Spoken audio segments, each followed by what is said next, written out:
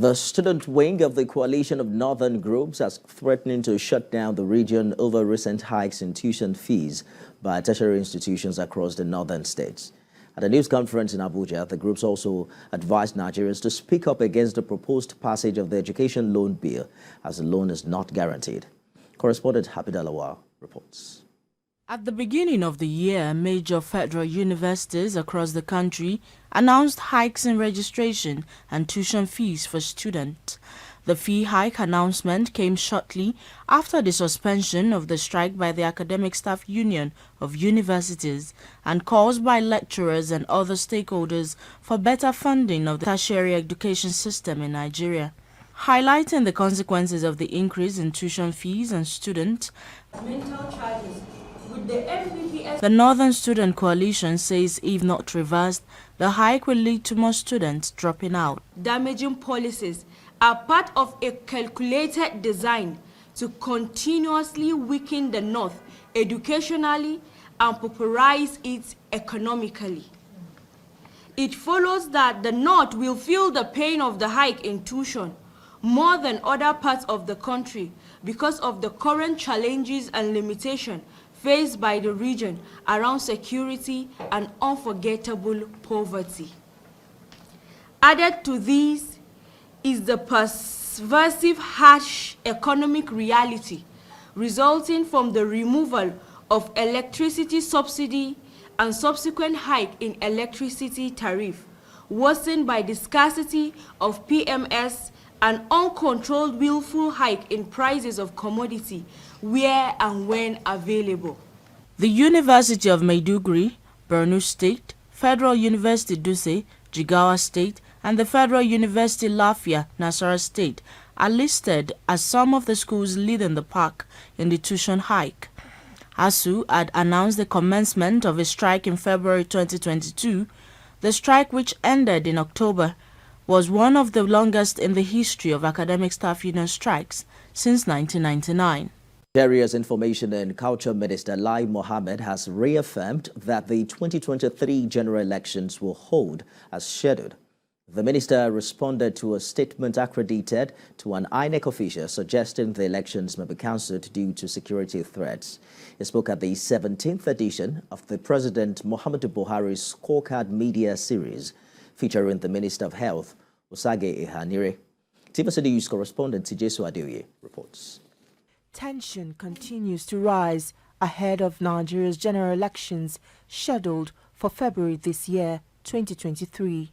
Reports of violent attacks on individuals and INEC facilities across the country have sparked up genuine concerns among the electorate and officials of the electoral body who fear that the attacks may affect the schedule of the elections.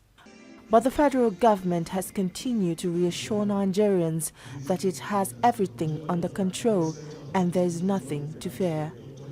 At the 17th edition of the President Muhammadu Buhari's Scorecard Series, Nigeria's Information Minister insists the elections will hold as scheduled. The position of the federal government remains that the 2023 elections will be held as planned.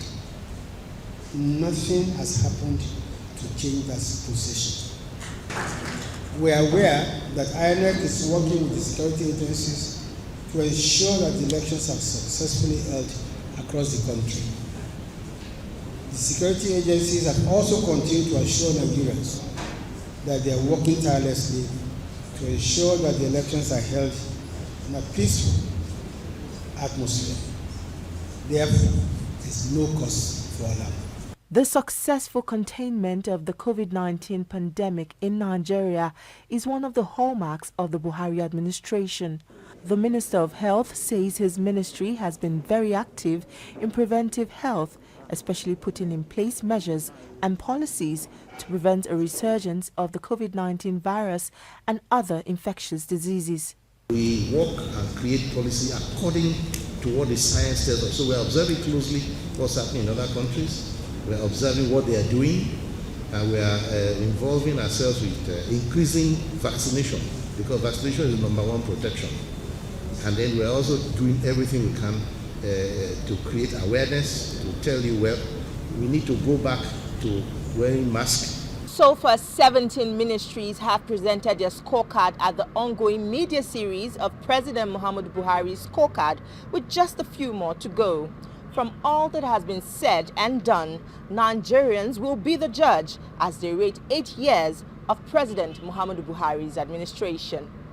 Tijesu Adeoye, TVC News, Abuja. Now to Ondo State, where the police have begun investigation into alleged attack on the convoy of a member of House of Representatives Tajuddin Adefisoye by political thugs in Idori.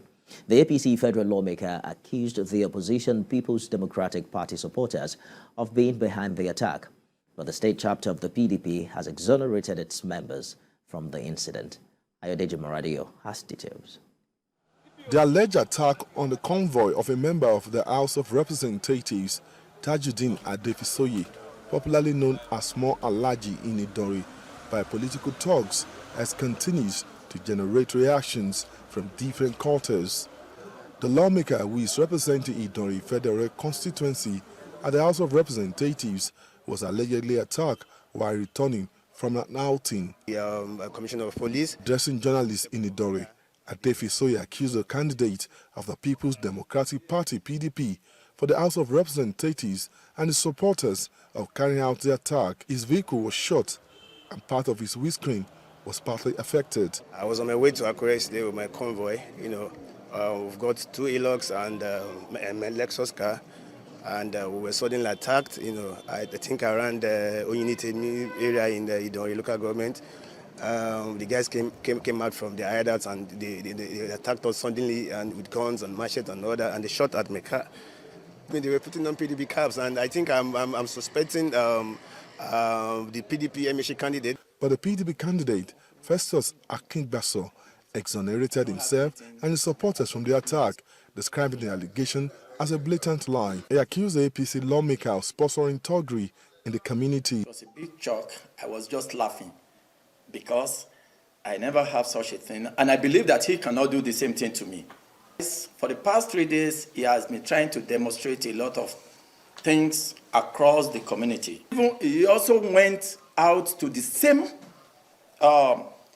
spot to attack some PDP boys. The police in the state have, however, launched an investigation into the matter. And his men are actually on the trail of those who might have done this.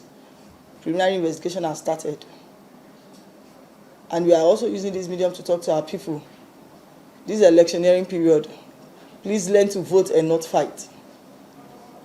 On our home part, we are going to create a level playing ground for everyone. As the police continue to investigate the alleged attack on the APC federal lawmaker, the command has also warned politicians to call their supporters to order ahead of the elections. Ayodeji Moradio, TVC News, Akure.